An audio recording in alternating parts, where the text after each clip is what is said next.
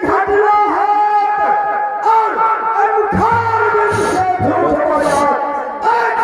Hello hello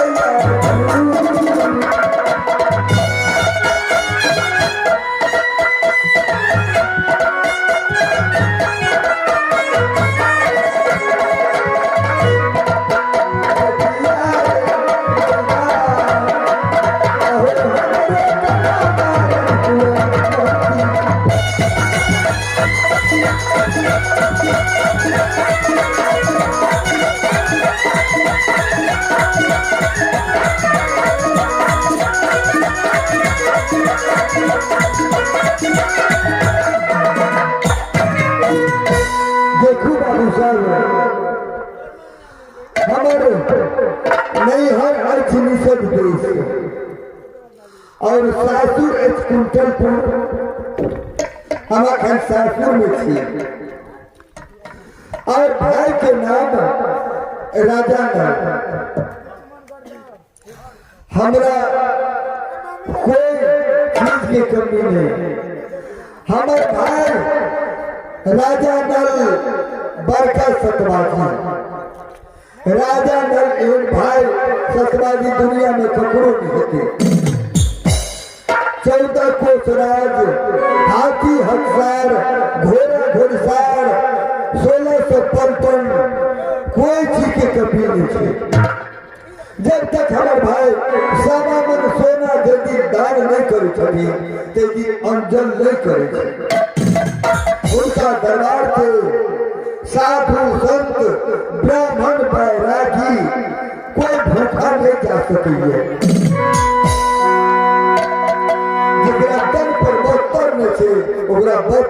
कहिए चले तो दैये तो लेकिन एगो बात छे आइ 12 बरिस हो गेल गौना करा के गेला हमरा भाई के लेकिन हमर भाई आइ 12 बरिस से एको बेर घूम के नहीं एले जे देखिए हमर बहिन केहन है मोर लड़की चीज है की बात है हमरा भाई के हमरा से कोई तकलीफ हो गेले जे हमर भाई अपन तकलीफ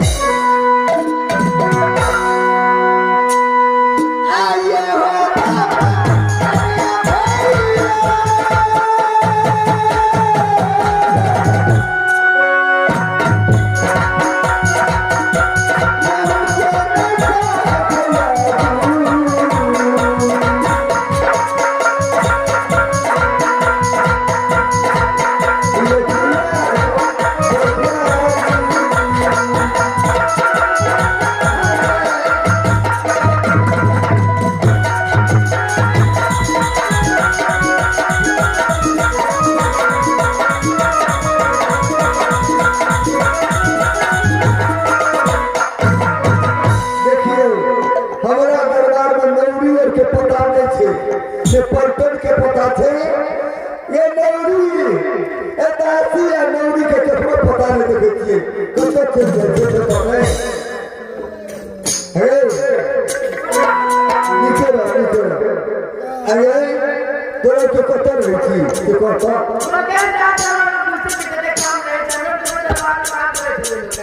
काम कोई थी घर में काम कोई थी भंसा भात कर रही अगला घर अच्छा ये कहता हमारे भाई राजा सब छोटे सोच के राजा 1600 पलटन कोई चीज के कमी नहीं हमारे भाई तो बुझते छी के सदमानी छे बुझे छी है आसे देखिए आई 12 बरिस हो गेले जे दिन से गौना करा के गेले ते दिन से हमारे भाई घूम के लिए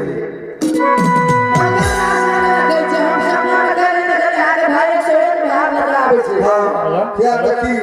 की बात छे हमरा से किया रूसर छे किया है की बात छे हम सब आगे भाई से भात बना रहल छे हमर भाई हम मेला छे तो मेलोते एक से एक भार हमरा लोग होता है ऐड होता है ए ठको छी मैं बता छे ए झूठे बोले छी आटे के लिए तैयार लेती कि क्या होता है आता ही यार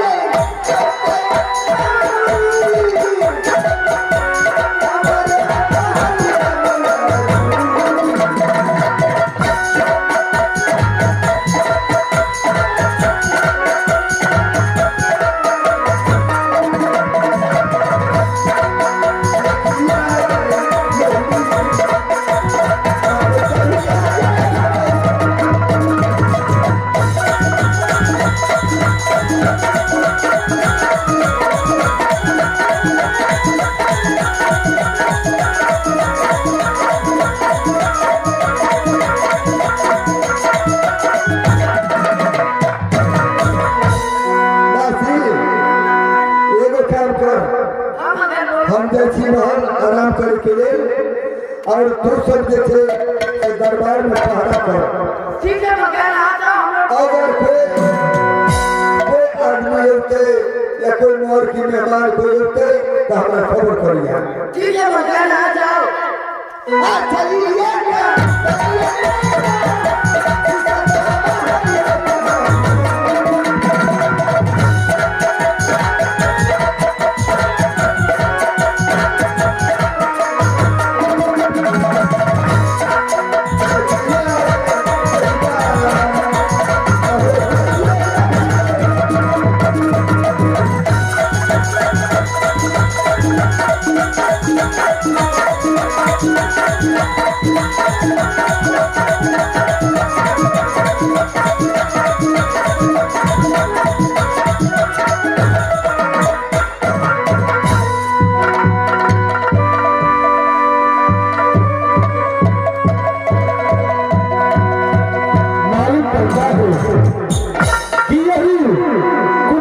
शहर है क्योंकि लड़का था कुंदरपुर आया हुआ, देखती है दरबार में तो दासी है, दासी से पूछ लेती है, अरे भाई है कोई दरबार में?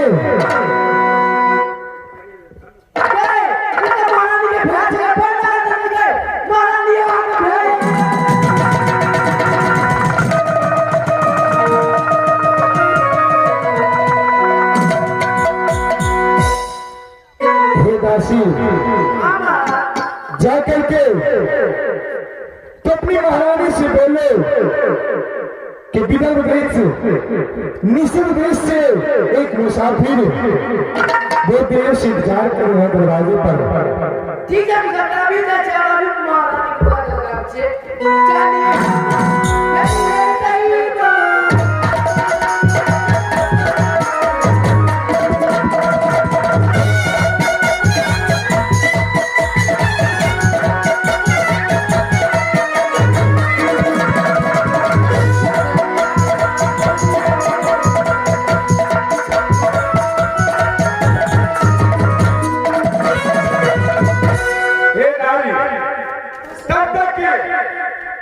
नौरी हो गई अंदर अपनी महारानी को बुलाने के लिए। तब तक कहीं बगल में अपने दोनों व्यक्ति कुछ देर जात करते हैं बैठ करके, कब आती है वो। ठीक है सर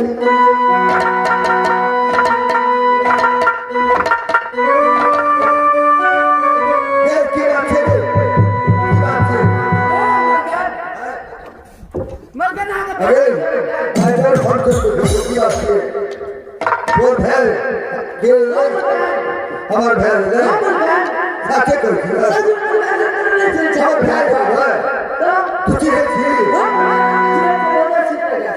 तुझी है चलता चलता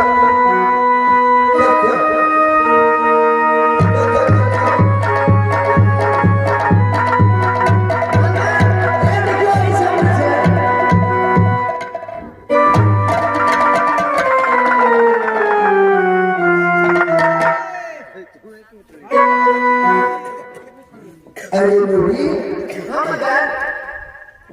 तू मैं कह आके भाई यार हमार भाई हाथ है ए भैया ए भैया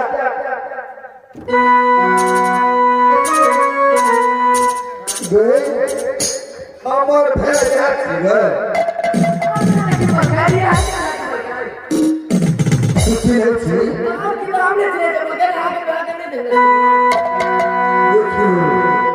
हमार भाई से हम चिन्हे नहीं करके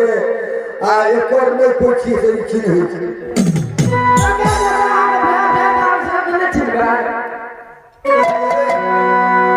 जगरा 14 कोसराज 1600% हाथी हथियार घोड़ा घोड़सवार कोई चीज के कमी नहीं दरबार में से तेकर भाव दे ना इको तो ई भिखमंगा थलरवा बिटोगा ले हमरे भाव तो हमरे भाव छे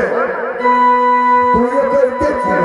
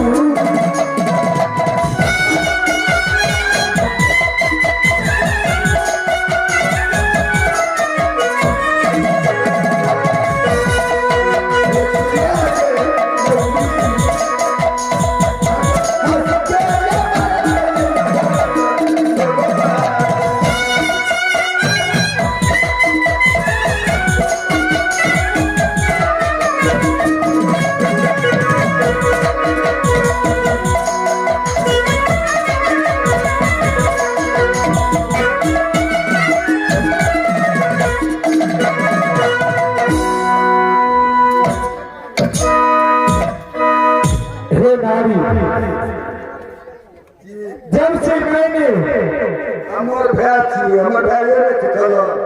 इन्हें भी तो हुआ लोगों को इसके मुझे कहते यही के ढांच में गए तो लोग कहते थे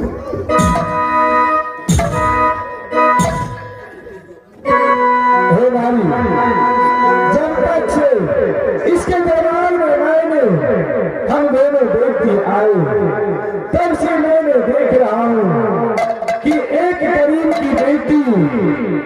मार पे मार खाती जा रही है। यह धर्म हम दोनों व्यक्ति का आएगा।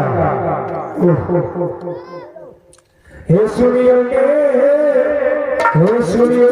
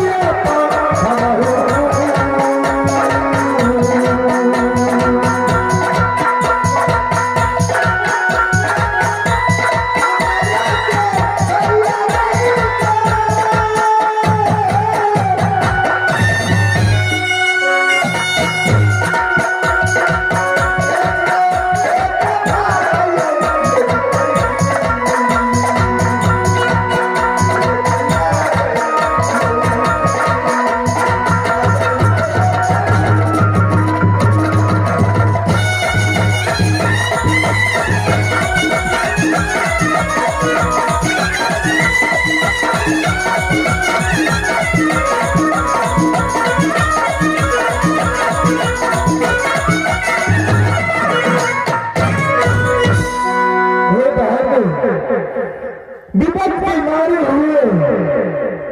हम तुम्हारे दरबार में आए हैं। जब तुम्हारी शादी हुई थी तो 101 भाग लेकर के आए थे। हाथी पर सवार होकर के देवी के पीछे